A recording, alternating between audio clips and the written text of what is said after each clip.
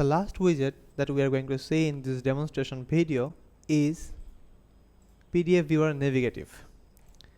Let's check the Navigative PDF Viewer add-on.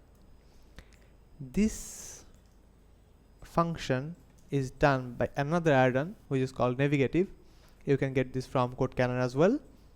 All the necessary links will be in the description. Please check this out. This add-on does an amazing thing.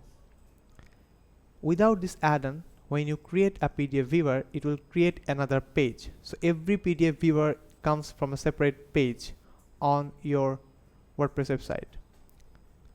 So if you don't want to create those many pages or posts, what you need to do is to get this Navigative PDF viewer add-on. It will bring up every PDF viewer from the same page, so there will be no separation, and it will remove the complexity on your WordPress website. Just click on choose or upload files, select the PDF that you want to show, and get the link. You can see you don't need to show a PDF viewer. Here you can show by the PDF files, that is with the .pdf.